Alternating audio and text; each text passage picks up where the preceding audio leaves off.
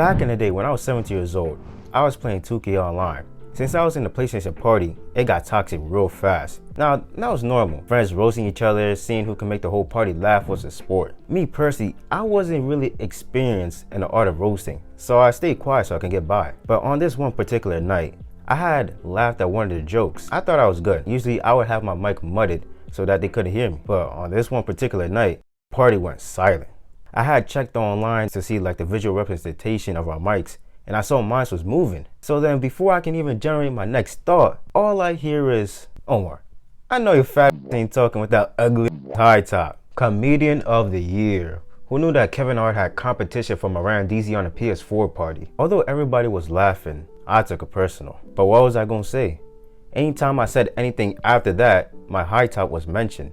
And it just became the funniest thing ever. And my insecurities developed. It got to a point where I just left and stopped joining for a while.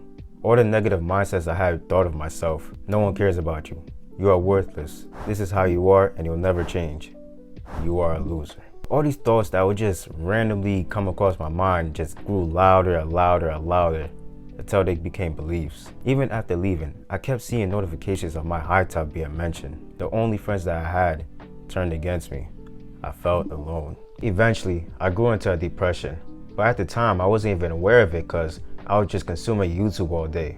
As time passed, I randomly checked my weight after eating a bowl of cereal and saw 231 pounds. In the past, I have tried to lose weight, but every time I'll exercise, I'll either get a migraine during or after the workout. So I just often gave up. But this time, I decided to start at the diet. Instead of lifting weights and doing all this heavy lifting, I decided to do light workouts like Look Betters. Shout out to Adrian Bryant. After a couple weeks of dieting and Look Betters, I decided to move on to calisthenics. I started with the push-up. Now at the time, I can only do like 2 to 3 push-ups in a row, but I decided to do 5 sets of that every single day, and then after every week I'll increase it by 1, and I stayed consistent. Progress was slow, but I kept at it. And I remember when I first hit 30 push-ups in a row, I may have shed a tear. After some time of doing calisthenics, I decided to invest in the gym. I had bought a workout program and stayed consistent at it. And the rest is history. Ate at a deficit, kept researching and watching content, farted a couple times during reps, failed to reach my desired rep range or lift my goal weight, dropped the bar on myself like 100 times in front of the huzz, asked for help, went to the gym even when I was sad, stayed in the gym when I didn't feel like it, kept going when I didn't see no results, made friends, gained some muscle, invested more money, consumed more content, and here I am. Throughout all those failures, I got right back up and fought back. And I did it my way. You need to fight back. Stop letting your problems beat your ass. You need to get up and do something, because no one's going to do it for you. No one can want your goals for you more than you. No one's going to be there for you during your roughest times unless you're lucky. But 9 times out of 10, you're on your own. And you need to do something before it's too late. When is it too late? When you wait till tomorrow to do something that you know you should be doing. When you give up today, not knowing that tomorrow might be the day you win. Shout out to Phantom. Get up and fight back. It's the only way to live a successful life.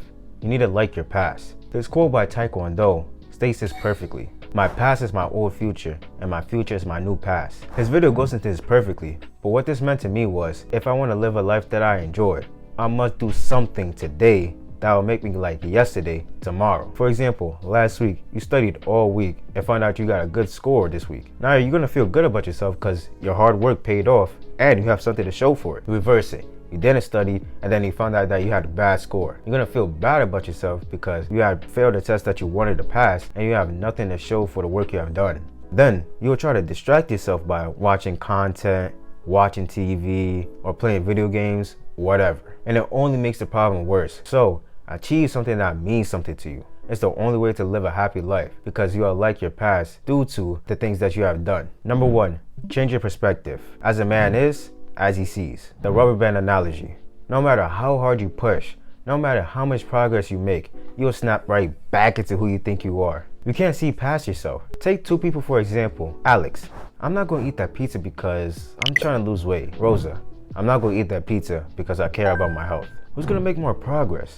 Eventually, they'll come to a point where the pizza is very tempting. And who do you think is going to fold? The person who's trying to lose weight or the person who doesn't eat processed foods? It's all about what you think of yourself. If you perceive yourself as someone who can't do it, you won't do it. But if you see yourself as someone who can do it, you will do it. It's that simple. Number 2, bring out a meaningful goal. Now, this goal gotta damn near make you cry, meaning a whole lot to you. And you're not gonna achieve it by just wanting to try it out. Well, how do I find a goal that means something to me? You'll most likely already know, but let's just say you don't. What you wanna do is remove all distractions. Computer, tablet, phone. Grab yourself a pen and paper and sit down for at least an hour. What you wanna do is you wanna write down all the goals you ever wanted. Think deep, take your time with it.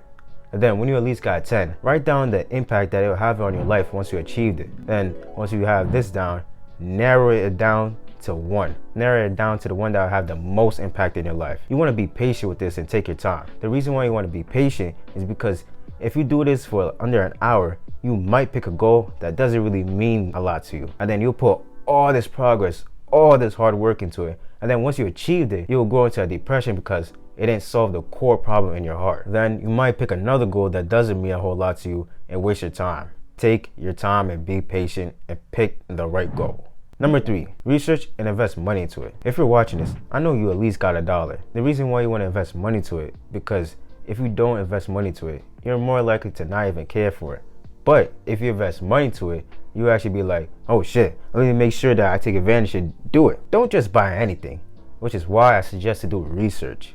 Research into what you're buying and make sure that it's actually going to get your money worth. But even after you buy the thing, make sure to do research after it, because not only will you be more familiar with the topic, but you'll be reminding yourself of your goals and be more fired up to achieve them. Number 4, dedicate your life into this. Expand your time horizon. Don't think in hours, days, weeks, months, years. The reason why you want to do this is because you're on the internet. You'll most likely find somebody who achieved your goal before you, younger than you, faster than you, and you're going to feel real bad about yourself. But if you expand your time horizon in years, you'll be more focused on a long-term goal and not even focused about all these short-term failures that you're getting. Remember, hard work doesn't feel good.